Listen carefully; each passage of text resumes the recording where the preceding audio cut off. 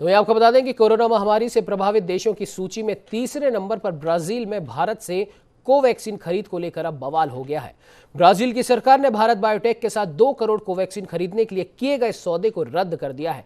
लेकिन ब्राजील की ओर से सौदे को रद्द करने के साथ ही भारत बायोटेक पर भी गंभीर आरोप लगाए गए हैं, जिसके बाद भारत बायोटेक ने भी अपना बयान जारी कर सफाई दी है। लेकिन आखिर ब्राजील ने वैक्सीन के सौदे को रद्द क्यों किया और ब्राजील के आरोपों में कितनी सच्चाई है, दिखाते हैं आपको हमारी इस खास रिपोर्ट में।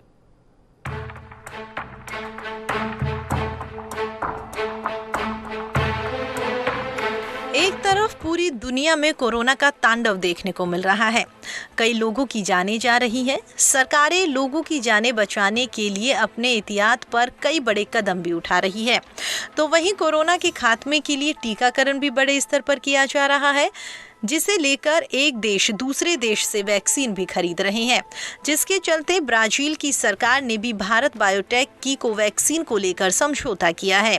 लेकिन अब ब्राजील की सरकार ने कोवैक्सीन की 2 करोड़ डोज खरीदने का भारत बायोटेक के साथ किया करार को निलंबित कर दिया है। ब्राजील के स्वास्थ्य मंत्री मार्सेलो क्वेरोगा ने समझौते में अनियमितताओं के आरोप लगाते हुए डील के निलंबन की घोषणा करी है, जिसके बाद भारत बायोटेक की साख पर सवाल खड़े होने लगे हैं। कोवैक्सीन टीका बनाने वाली कंपनी भारत बायोटेक ने बुधवार को बयान में जारी किया है, जिसमें उन्होंने कहा है कि ब्राजील के साथ करार के लिए चरणबद्ध प्रक्रिया का पालन किया गया है, जिसमें 8 महीने का वक्त लगा। कंपनी ने कहा है कि कोवैक्सीन को ब्राजील में 24 जून 2021 को आपात इस्तेमाल की मंजूरी मिली है और 29 जून तक कंपनी को ना तो कोई एडवांस भुगतान किया गया और इसके लिए ना ही कंपनी की ओर से वैक्सीन की सप्लाई की गई है। लेकिन भारत बायोटेक के बयान के बाद मन में ये सवाल उठ रहा है, क्या वाकई में वैक्सीन के समझौते में अनियमितताएं थी?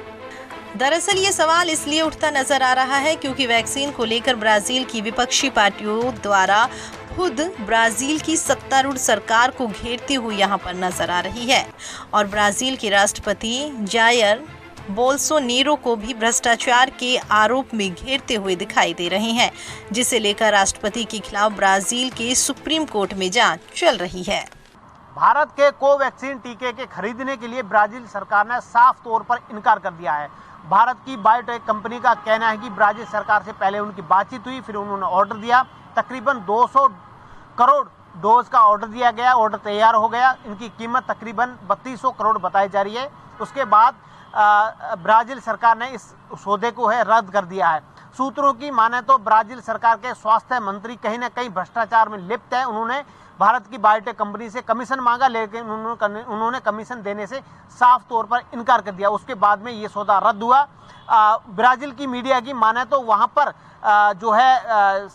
जो ब्राजील की सरकार है उसके खिलाफ लगातार आवाज़ें उठाई जा रही। विपक्ष ने इस चीज़ को मुद्दा उठाया, सरकार को घेरने की भी कोशिश की गई है। कहीं ना कहीं भ्रष्टाचार में लिप्त है। पहले भी इस स्वास्थ्य मंत्री पर भ्रष्टाचार के आरोप लग चुके हैं। फिलहाल ब्राजील के अलावा भारत, फिलीपींस, ईरान, मैक्सिको समेत कुल 16 देशों में आपात इस्तेमाल की मंजूरी मिल चुकी है। इसके अलावा 50 देशों में इसको मंजूरी मिलने की प्रक्रिया चल रही है, लेकिन ब्राजील की तरफ से इस तरीके से बायोटेक के साथ समझौता रद्द करने के बाद ब्राजील की सरकार खुद संकट में आ गई है।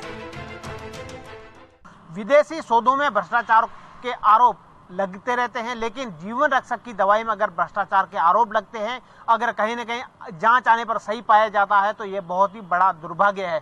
क्योंकि ब्राजील सरकार ने जिस तरीके से जो इस सौदे को एंड के मूवमेंट पर रद्द कर दिया गया है, ये ब्राजील की जनता के साथ धोखा बताया जा रहा है। यानी कि ब्राजील में सबसे ज़्यादा कोविड पेशेंट बताए जा रहे हैं और सबसे ज़्यादा यहाँ पर मृत्यु दर भी ज़्यादा हुई है। लेकिन उसके बावजूद भी सरकार वैक्सीनेशन जो खरीदने से जो इनकार कर रही है, तो कहीं ना कहीं ब्राजील की जनता के साथ धोखा कर रही है। यह कहना है ब्राजील की विपक्षी पार्टियों का।